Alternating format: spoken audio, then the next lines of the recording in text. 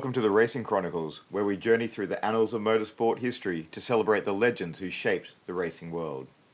Today we delve into the life of a man whose name is synonymous with courage, skill, and an indomitable spirit, Tazio Nuvolari, affectionately known as the Flying Mantuan. Nuvolari was born on the 16th of November 1892 in a small town near Mantua in the Lombardy region of Italy.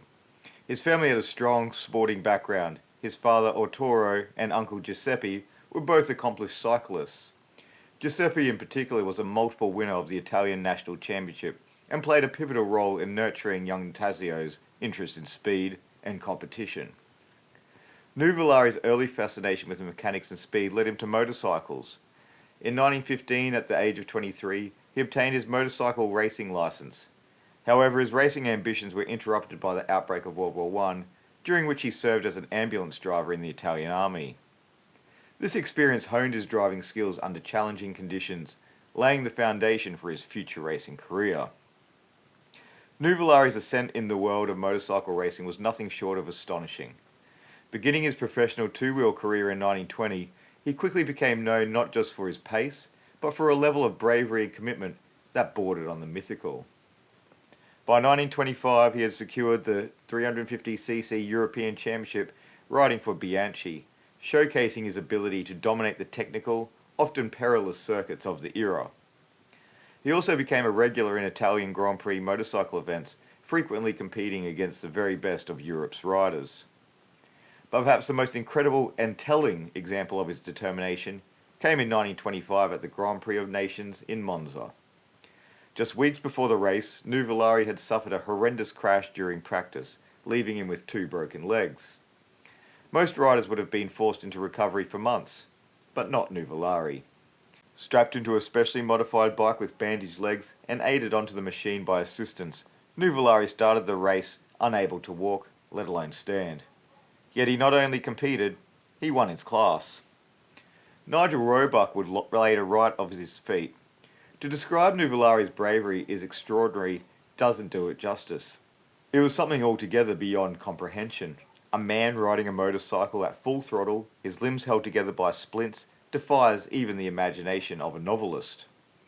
This event wasn't just legendary, it was foundational in establishing the mystique of Nuvolari. He had already been considered one of the finest riders of his generation, but now he was recognized as something more, a man who transcended pain, a gladiator on wheels.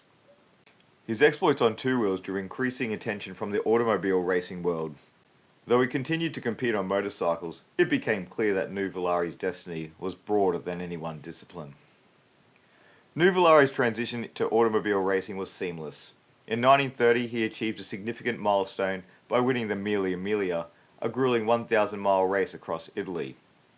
Driving an Alfa Romeo 6C 1750 GS, he executed a daring strategy by trailing his teammate Achille Varzi at night with his headlights turned off, only to overtake him dramatically near the finish line.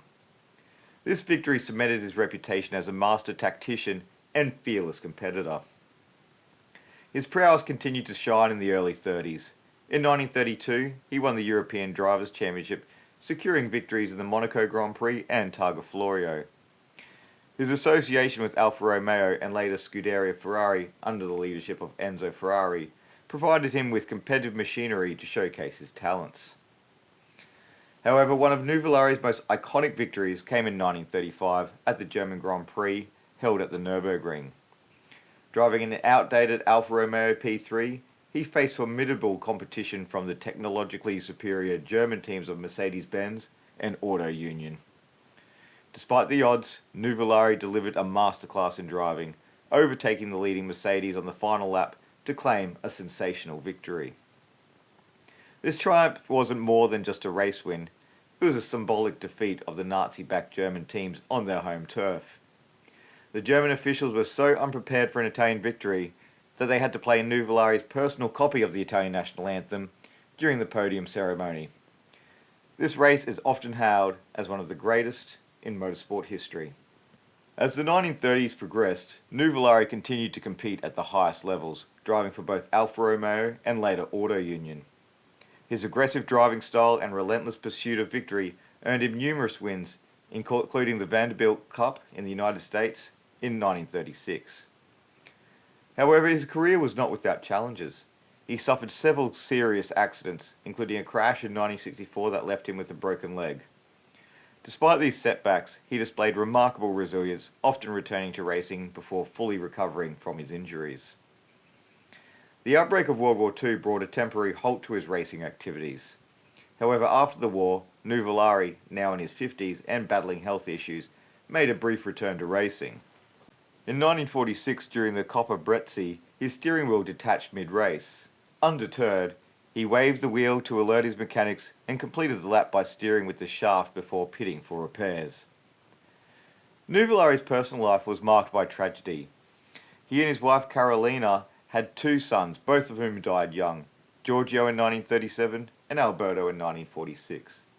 These losses deeply affected him, yet he remained dedicated to racing. He was known for his distinctive yellow jersey, emblazoned with the initials and his lucky tortoise charm, a gift from poet Gabriele D'Annunzio. These symbols became synonymous with his persona, embodying the unique blend of humility and tenacity. Tazio Nuvolari passed away on the 11th of August 1953 in Mantua, Italy, after suffering a stroke. His funeral was attended by thousands, including fellow racing legends like Alberto Ascari and Juan Manuel Fangio, who paid their respects by pushing his coffin on a car chassis. His legacy endures through various tributes, including the Tazio Nuvolari Museum in Mantua and the Gran Premio Nuvolari, a classic car rally held in his honour. Ferdinand Porsche once described him as the greatest driver of the past, the present and the future, a testament to his enduring impact upon motorsport. Tazio Nuvolari's story is one of passion, resilience and unparalleled skill.